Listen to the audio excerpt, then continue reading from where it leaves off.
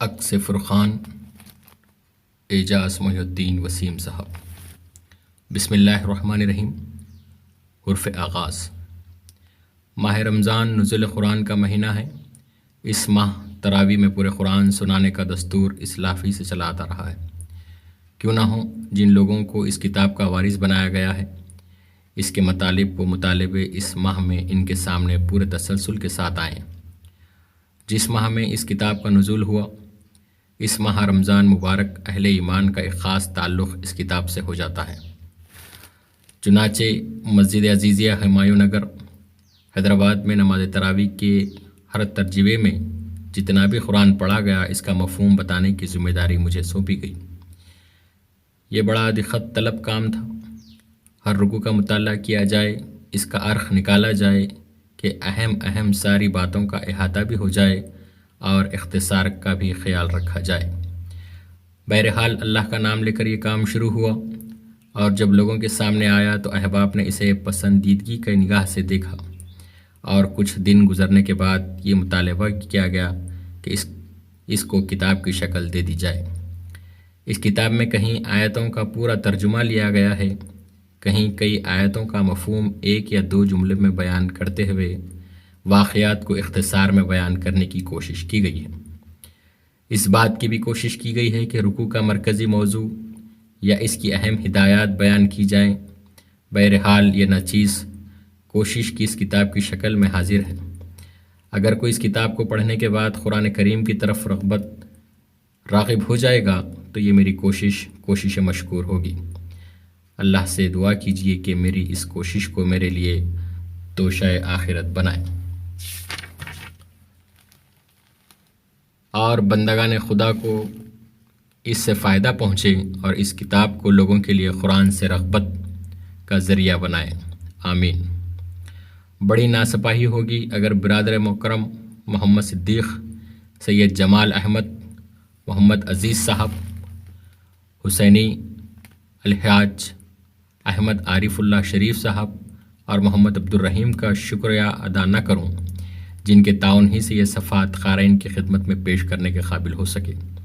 اللہ تعالیٰ ان احباب کو اس دنیا میں بھی اور آخرت میں بھی جزائے کثیر عطا فرمائے۔ آمین۔ مولانا محترم محمد غیاث الاسلام رحمانی کی سرپرستی اور ان کی تحریک کے بغیر اس کتاب کا وجود میں آنا ممکن نہیں تھا۔ اللہ نے جزائے کثیر سے نوازے۔ آمین۔ اس کام میں میری شریک حیات کا بھی تعاون بے مثال رہا۔ بیوی تو ویسے ہی بھی جنت کی نعمتوں میں سے ایک نعمت ہوتی ہے، لیکن جب وہ مکمل ذہنی ہم آہنگی کے ساتھ دینی کام میں شوہر کا ہاتھ بٹائے تو زندگی کا لطف دوبالا ہو جاتا ہے۔ اللہ اس کو بھی جزائے کثیر عطا فرمائے۔ آمین۔ محترم سامعین، 24 اپریل 2020 الحمدللہ یکم رمضان المبارک کا آغاز ہو چکا ہے۔ کرونا وائرس کی وبا کی وجہ سے سارے ہندوستان میں لاک ڈاؤن کر دیا گیا ہے۔ اسی مناسبت سے اس عکس فرقان کو آڈیو کی شکل میں پیش کرنے کی میں کوشش کر رہا ہوں۔ اللہ تعالیٰ سے دعا ہے کہ اللہ تعالیٰ مجھے اور میرے والدین اور اہل و عیال کو اجر عظیم عطا فرمائے۔ آمین۔ عبدالحفیظ، جماعت اسلامی ہند، سیریلنگم پلی۔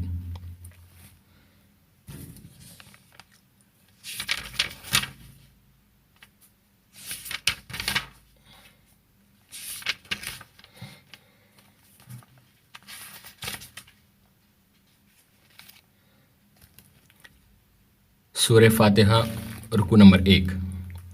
سب تعریف اللہ ہی کے لیے ہے جو تمام عالم کا رب ہے، رحمان اور رحیم ہے، روز جزا کا مالک ہے۔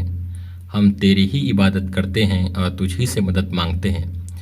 ہم کو سیدھے راستے دکھا، ان لوگوں کا راستہ جن پر تو نے انعام و اکرام کیا ہے۔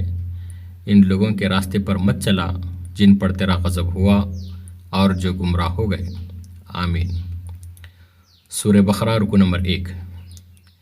یہ کتاب ہدایت ہے متقیوں کے لیے۔ متقی وہ ہیں جو نمبر 1 غیب پر ایمان لاتے ہیں، نمبر 2 نماز قائم کرتے ہیں، نمبر 3 اللہ کے راستے میں خرچ کرتے ہیں، نمبر 4 قرآن پر اور جو کتابیں پہلے نازل کی گئی ہیں اس پر ایمان لاتے ہیں، نمبر 5 آخرت پر یقین رکھتے ہیں۔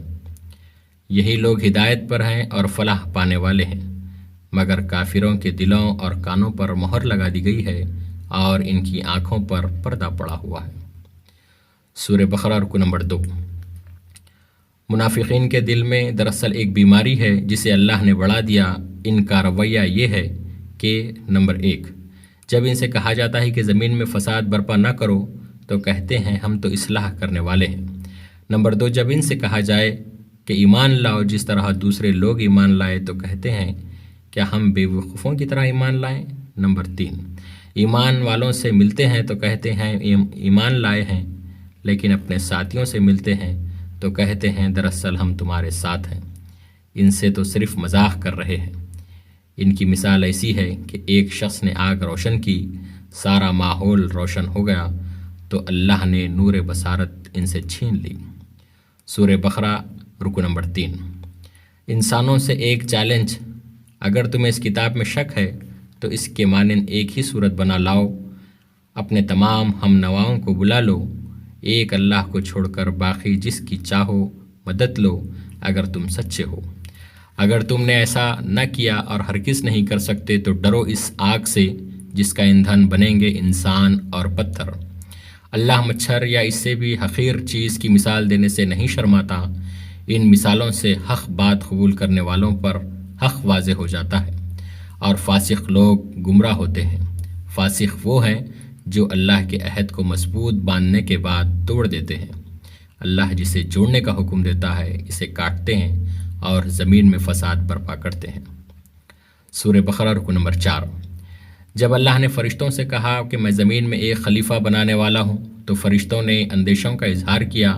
تب اللہ نے آدم کو ساری چیزوں کے نام سکھائے اور آدم نے فرشتوں کے سامنے سب کے نام بتا دیے۔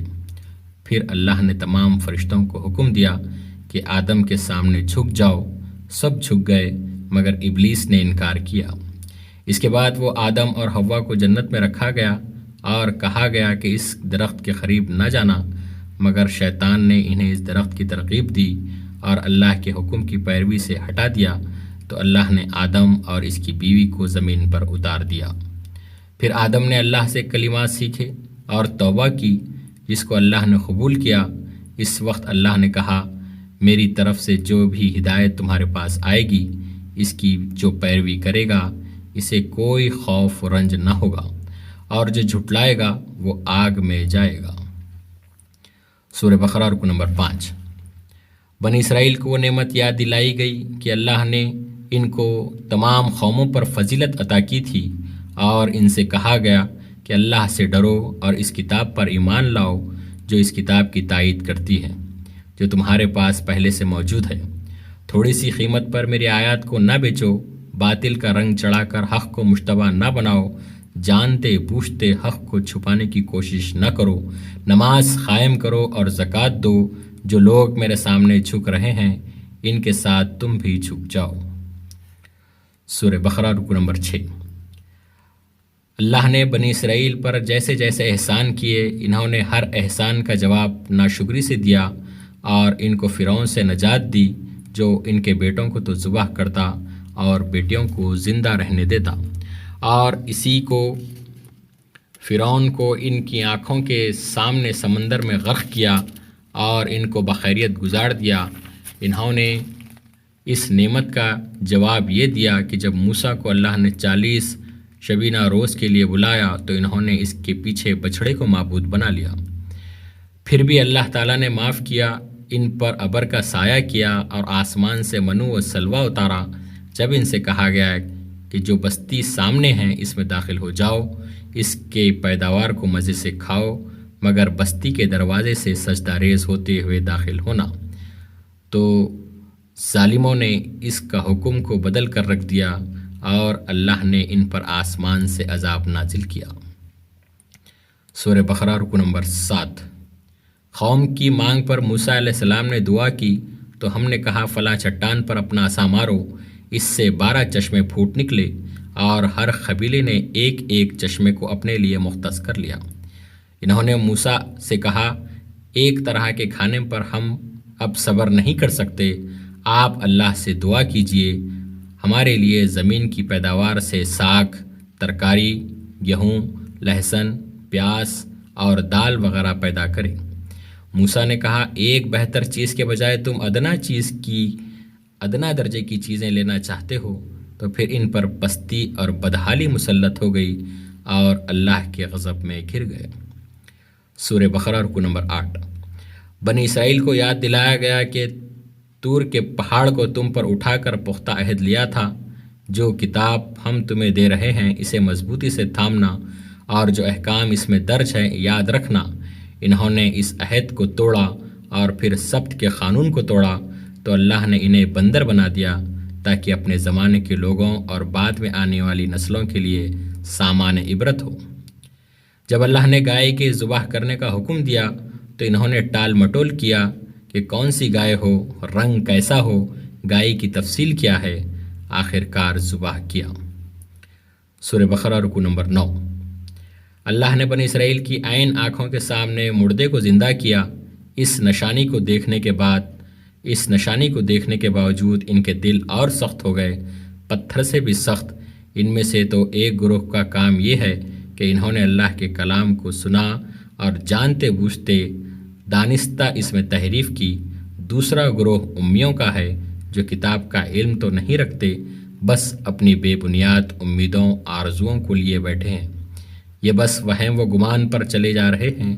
وہ کہتے ہیں کہ دوزخ کی آگ ہمیں ہرگز چھونے والی نہیں ہے، الا یہ کہ چند روز کی سزا مل جائے تو مل جائے۔ انہیں دوزخ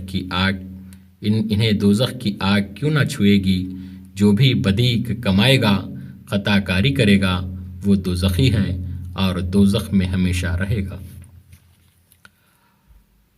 سورہ بقرہ رکوع نمبر 10۔ بنی اسرائیل سے عہد لیا گیا کہ نمبر 1، اللہ کے سوا کسی کی عبادت نہ کرنا۔ نمبر 2، ماں باپ، رشتہ دار، یتیموں اور مسکینوں کے ساتھ نیک سلوک کرنا۔ نمبر 3، لوگوں سے بھلی بات کہنا۔ نمبر 4، نماز قائم کرنا۔ نمبر 5، زکوٰۃ دینا۔ نمبر 6، آپس میں ایک دوسرے کا خون نہ بہانا۔ نمبر 7، ایک دوسرے کو گھروں سے بے گھر نہ کرنا، مگر سوائے چند کے۔ تمام نے اس عہد کو توڑ دیا، اپنے ہی بھائیوں کا خون کیا، گھر سے بے گھر کیا، فدیہ لیا۔ نتیجہ یہ ہوا کہ دنیا کی زندگی میں ذلیل و خوار ہو کر رہے، آخرت میں شدید عذاب کی طرف پھیر دیے جائیں گے۔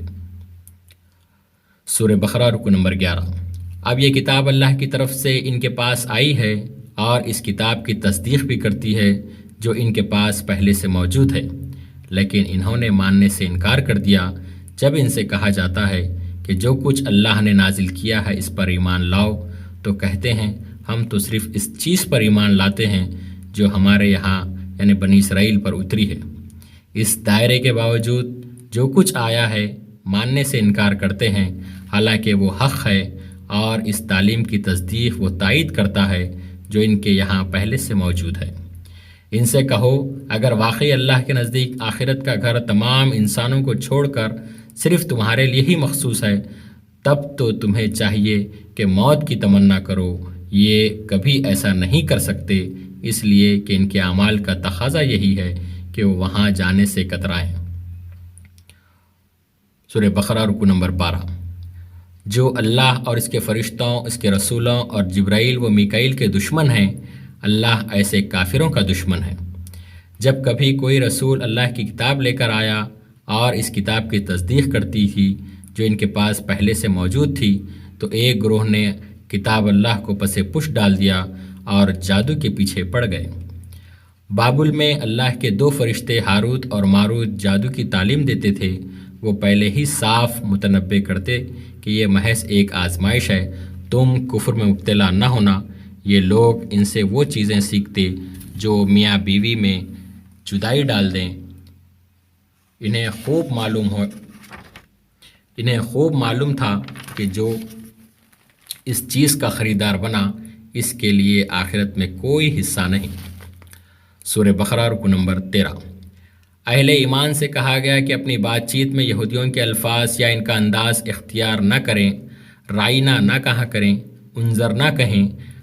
رسول اللہ صلی اللہ علیہ وسلم سے اس قسم کے سوالات اور مطالبے نہ کریں جس طرح پہلے حضرت موسیٰ علیہ السلام سے کیے گئے۔ اہل کتاب میں سے اکثر چاہتے ہیں کہ تمہیں بھٹکا کر ایمان سے پھر کفر کی طرف پلٹا لے جائیں۔ وہ تم سے حسد کرتے ہیں اور اسی لیے کفر کی طرف لے جانا چاہتے ہیں۔ انہیں معاف کرو اور دین پر جمے رہو۔ جنت نہ یہودیوں کے لیے ہے نہ عیسائیوں کے لیے۔ جو بھی اپنی ہستی کو اللہ کی اطاعت میں سونپ دے اور نیک روش پر چلے، اس کے لیے اپنے رب کے پاس بڑا اجر ہے۔ سورہ بقرہ رکو نمبر 14۔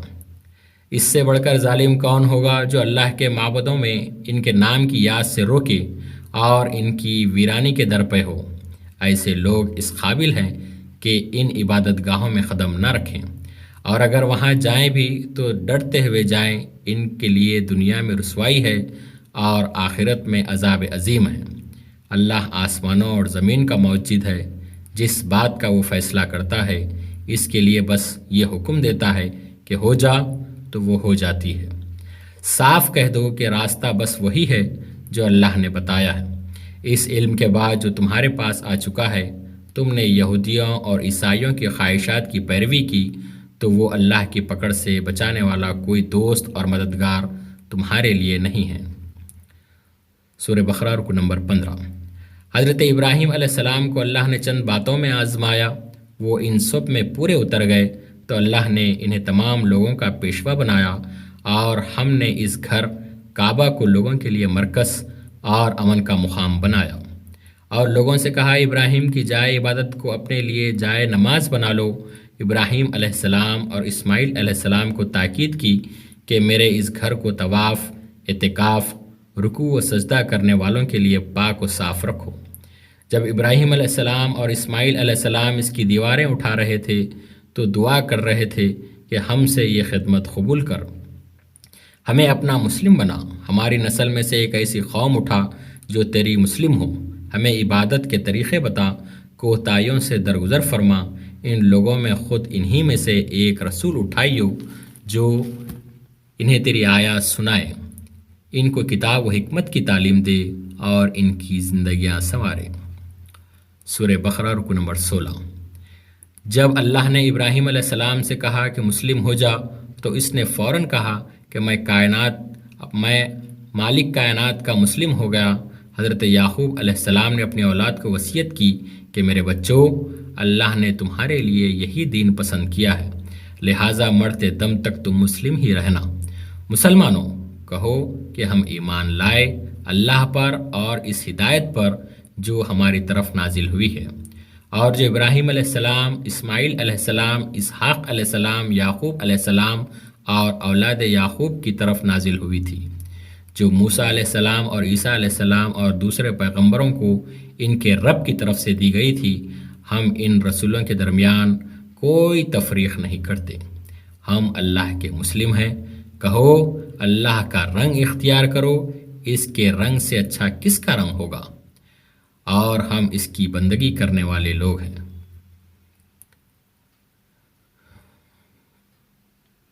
پہلا پارہ اختتام کو پہنچا۔